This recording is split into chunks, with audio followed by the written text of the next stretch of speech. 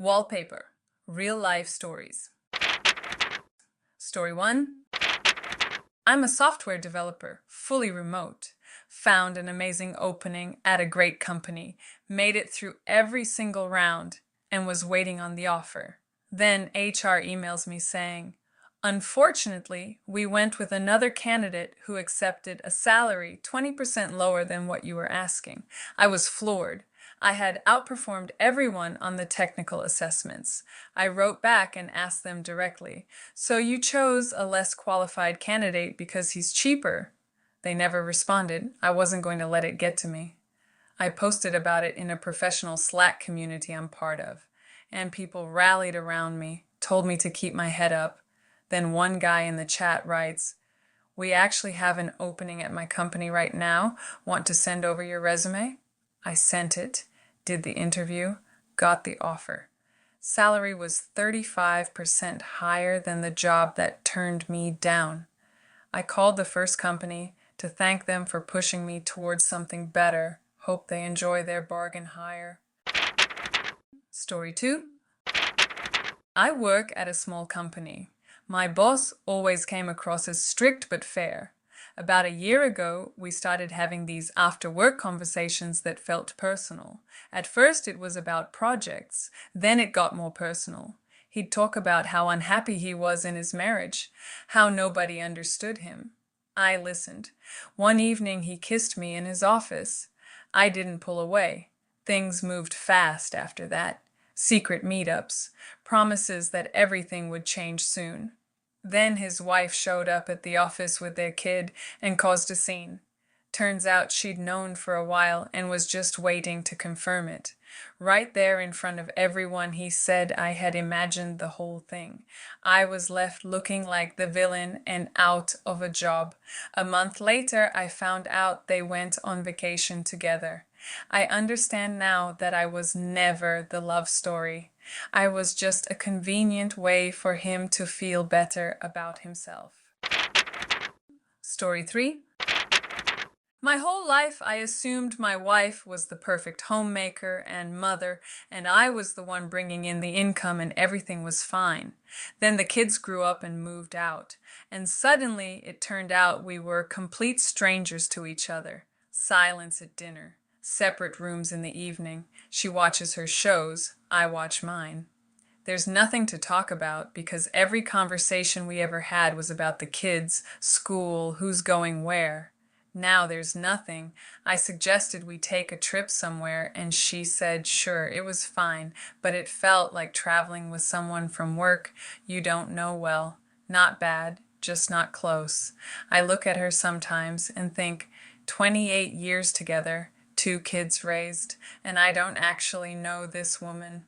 She doesn't know me either. We don't fight, nobody's cheating, nobody's drinking. We just live side by side like 2 neighbors who happen to share a history. I don't know what to call this. I don't know what to do with it. Story 4.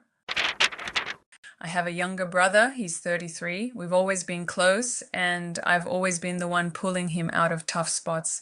Money, job connections, fixing his car, whatever he needed. I never thought twice about it. He's my brother. 3 years ago, he asked to borrow $4,500.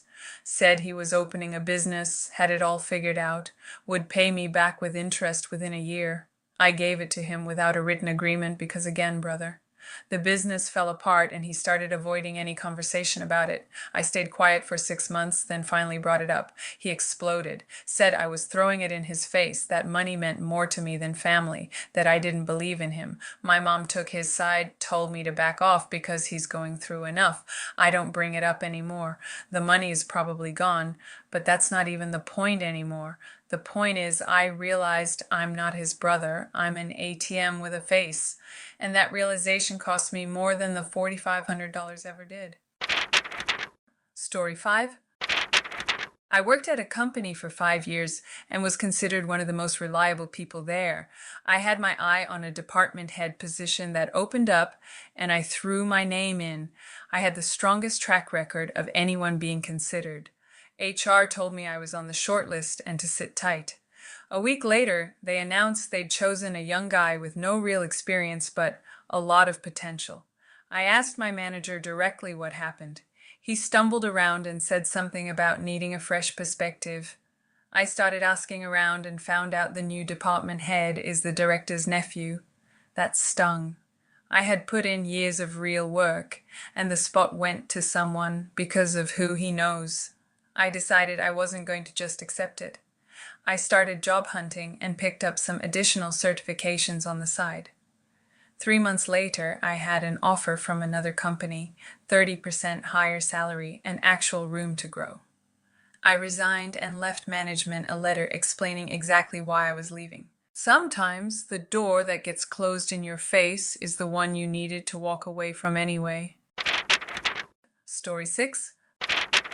I have 2 degrees, and before maternity leave, I had a solid career. I always imagined myself as that kind of businesswoman you see in movies. I chased success and built a good life.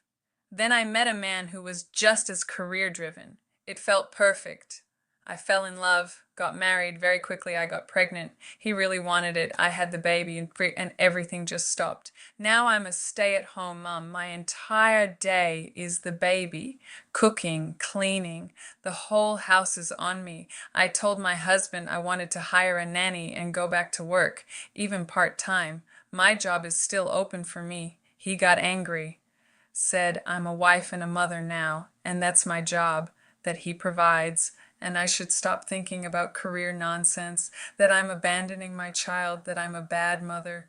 Later he apologized, suggested hiring cleaning help so it's easier for me. But going back to work was still a hard no.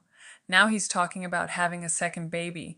I never thought getting married would mean losing the right to have ambitions. Should I leave? He didn't really do anything wrong.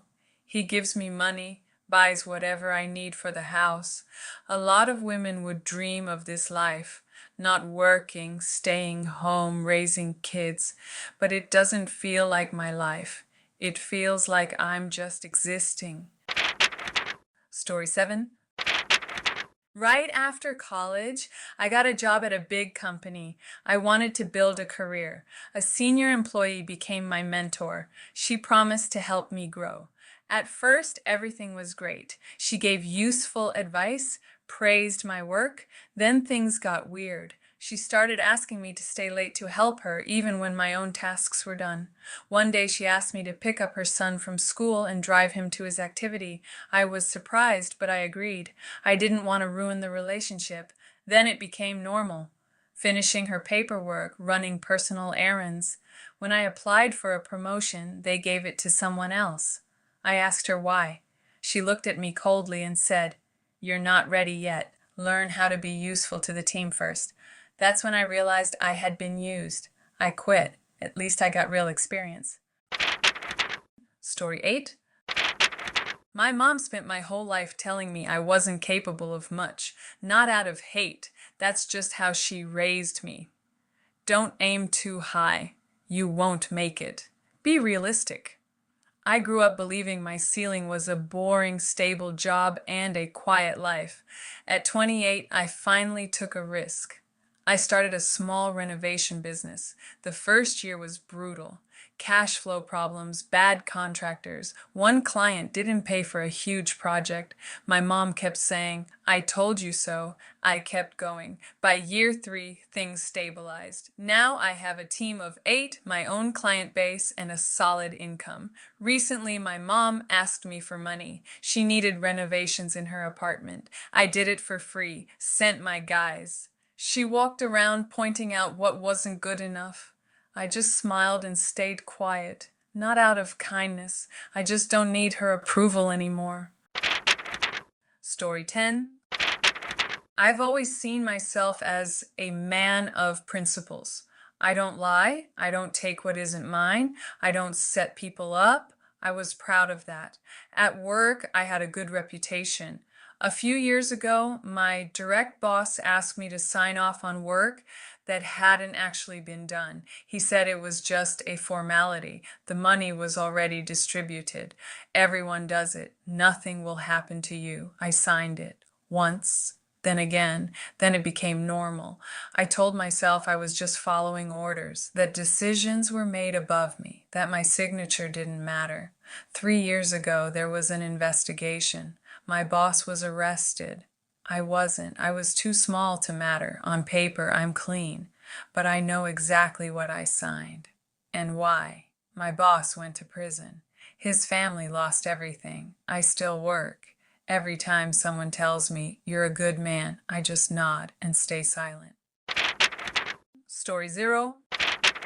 My husband asked me to move to another city for his career. I agreed.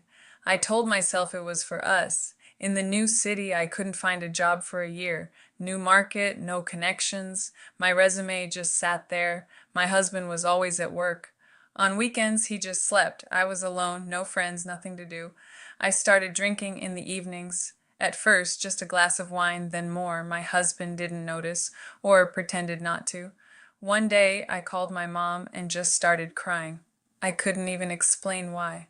She came 2 days later. She looked at me, at the empty bottles under the sink, at my husband scrolling on his phone during dinner, and she just took me home.